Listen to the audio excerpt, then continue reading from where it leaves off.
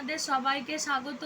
তো আজ আমি আবার একটি রেসিপি নিয়ে এসেছি। রেসিপিটা একদম সিম্পল রান্না, খুব তাড়াতাড়ি হয়ে যায় রান্নাটা। তো আজ আমি যে রেসিপিটা নিয়ে এসেছি, রেসিপিটি হলো কাঁচা তেলাপিয়া মাছ ভাপা।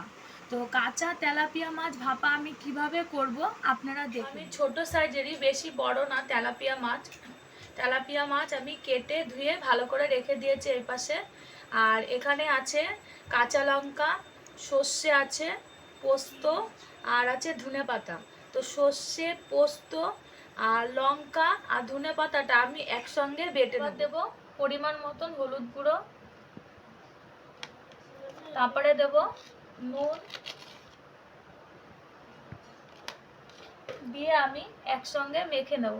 আর দেব সর্ষের তেল। তো এটা একসঙ্গে মেখে নিতে হবে। আমি আগেই বসিয়ে দিয়েছিলাম, কড়াইটা গরম হয়ে গেছে।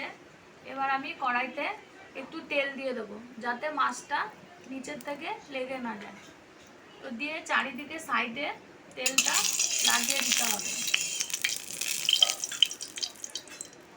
তারপরে যে তেলাপিয়া মাছগুলো আমি মেখে রেখেছি, ওই মাছগুলো এক এক করে কড়াইয়ের ভেতরে বসিয়ে দিতে হবে।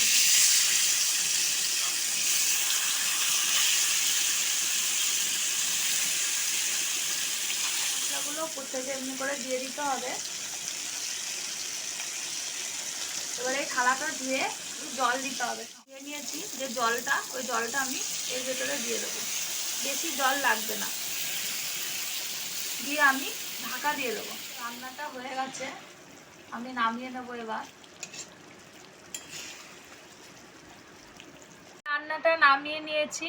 তো এরকম করে কাঁচা তেলাপিয়া মাছ ভাপা করলে খেতে খুবই স্বাদ হয় আর দারুণ টেস্টি খাবার।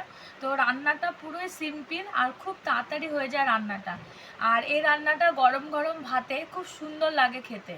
তো আজকে রান্নাটা যদি আপনাদের ভালো লেগে থাকে, অবশ্যই লাইক করুন, কমেন্টস করুন আর শেয়ার করুন।